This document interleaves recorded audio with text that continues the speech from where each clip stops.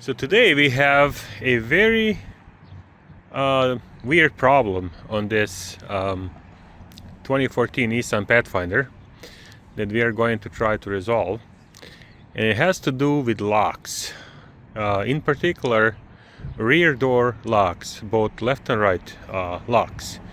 So basically what happens is when you use your remote or the button up front to lock the car, the rear doors do not lock. They basically stay unlocked. And same thing happens when you use the remote. So I'm gonna show you exactly what's happening. So first of all, front door, if you look closely, and here's the remote, if I click lock, you see that the lock locks, unlock, lock, unlock, lock. But this is not what happens with the rear door. So this is locked. If I do unlock, lock, it never locks. It unlocks but doesn't lock.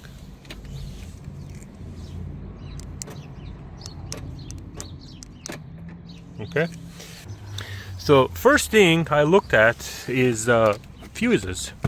If you look here, there's a number of fuses, and it does seem there's two fuses that have to do with the lock, and it's these here, 15 amps door lock, front FR, and 15 amp door lock rear. I already checked the voltage across those fuses and they're both good, so that is not the problem. So next thing we're going to do, we're going to take this panel off and do some measurements using a digital multimeter, measure voltage that is being fed into that door lock, and see what is going on. So to take this off, what you need to do, you need to remove a couple of screws. One of them is behind this plastic, the other one is behind that plastic, and then the third one is behind this plastic.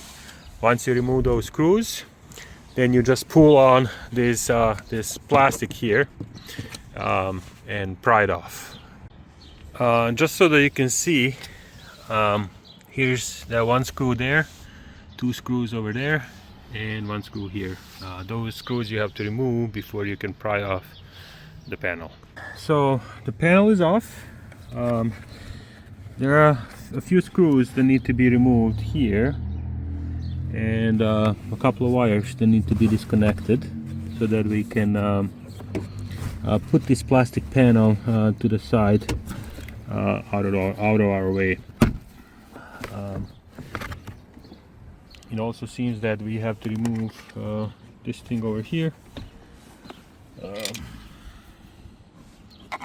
Let's see, here, grab it by the side, and then there's a plastic connector here which needs to be removed, and a little latch. Press on that latch and then pull it out. One, and then after I remove these screws, I'll be able to, there are three more smaller screws, I'll be able to move the panel away. So the panel is off. What we're going to do next is pull all this stuff out of the way so that we can reach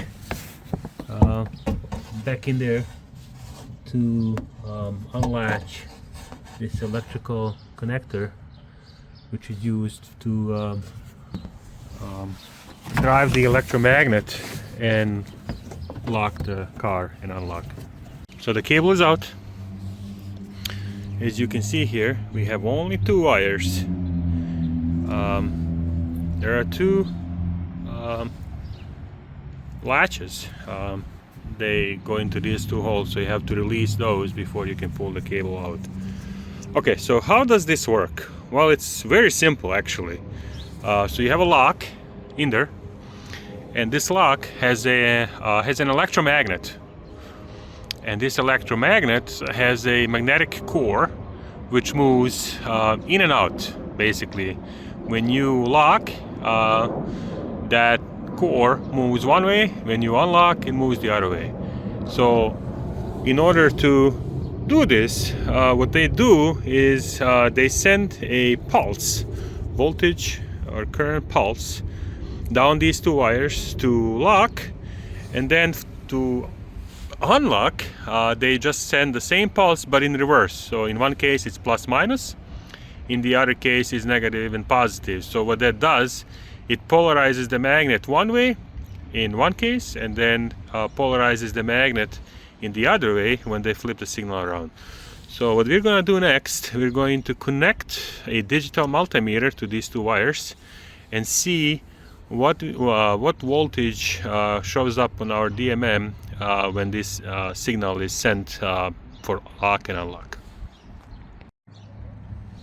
Okay, so what I did here, I took two wires and plugged them in there, and those two wires I connected to a digital multimeter, cheap multimeter. See if we can get rid of the glare. So now we're going to see what happens when we click unlock. So like I said, when you press, you get a pulse. Pulse is, the signal. You get 12 volts briefly for about half a second or so, and that 12 volt goes back down after that half second expires. So this is what happens when you click unlock, and we know that this works. We've already tested this. Now when you click lock, no matter how many times you press, you get exactly 0.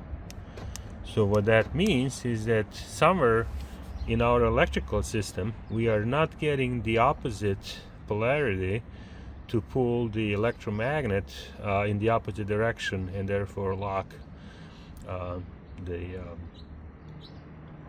car, the rear doors. And same is true for both doors. So whatever the problem is, it's common for both of these doors. I did some further troubleshooting and looked around, and I did not find any relays that I can reach. I looked up front, there are a few places where the relays are located, but according to the legend on the cover, none of those appears to be related to doors. So those relays, if I'm not mistaken, are not up front.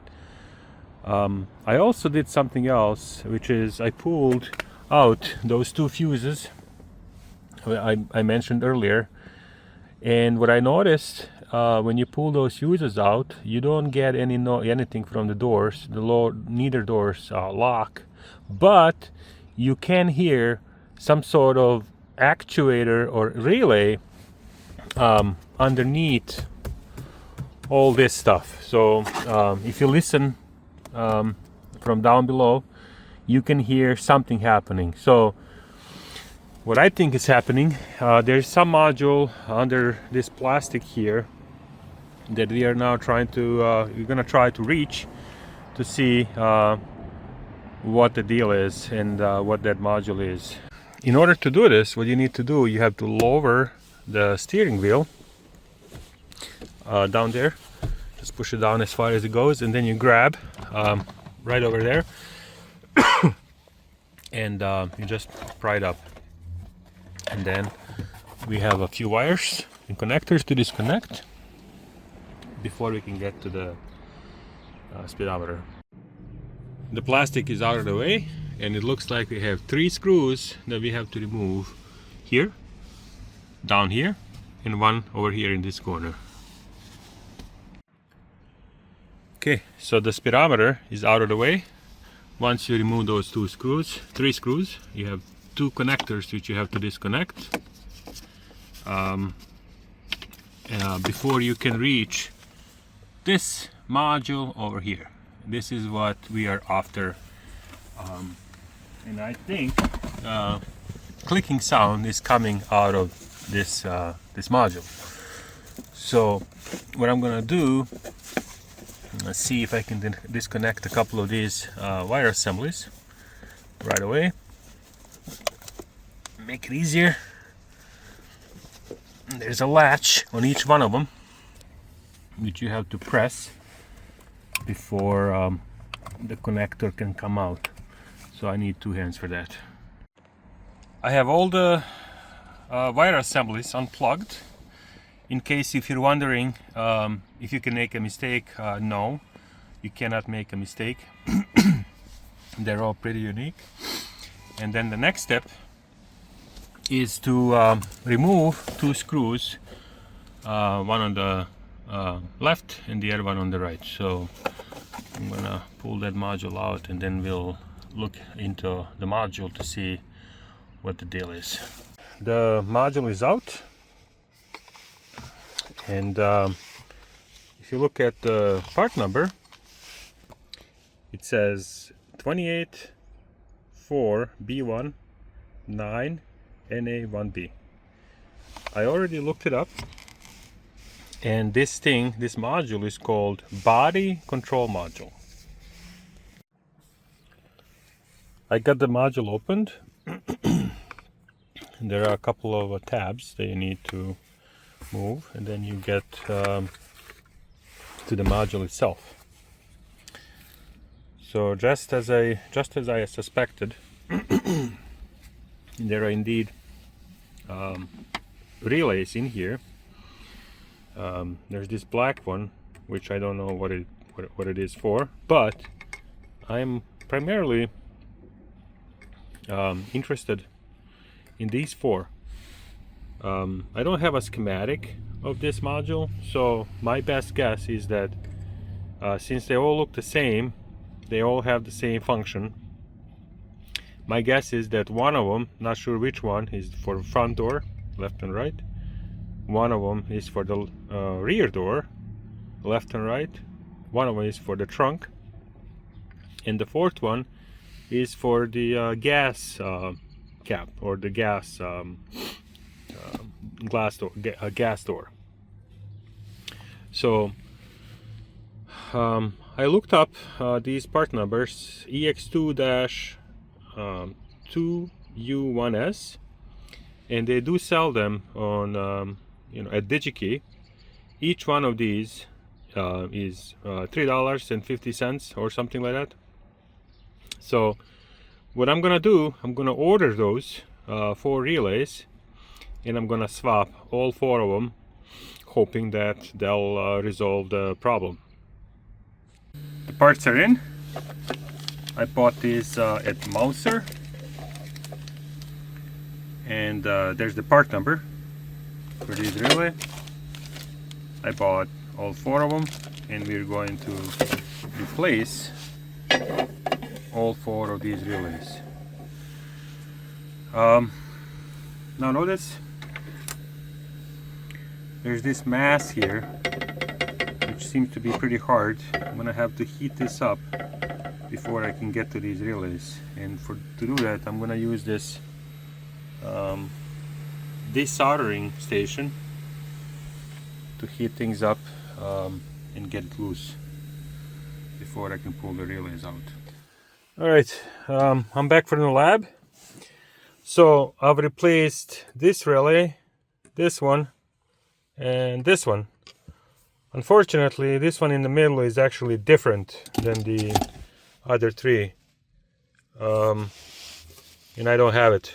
It's getting late, so what I'm gonna do, I'm just gonna put this in and see what happens. Maybe if you're lucky, this will resolve the problem.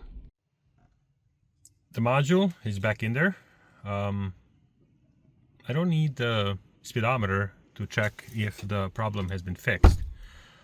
So after plugging the module in, and by the way, you may want to plug the one to the left last, because this is power, everything else is signals. There are a total of 4 wire assembly plus the power, so just make sure you plug the one to the left last and make sure that everything is securely plugged in.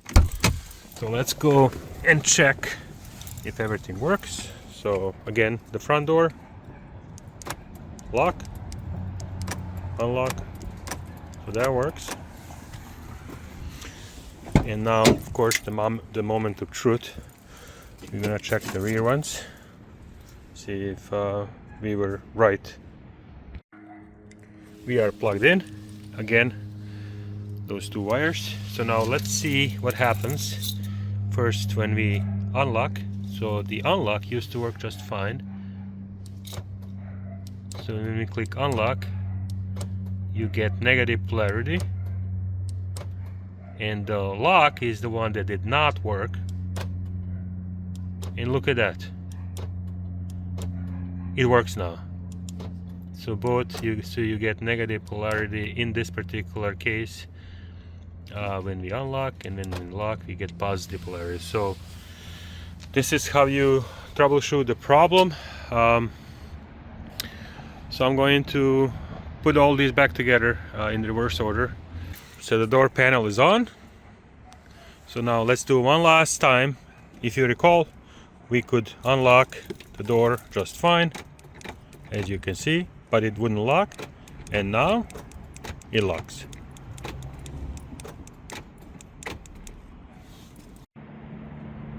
I just took the car out for a test drive to make sure that everything works. So as you can see, the door is locked.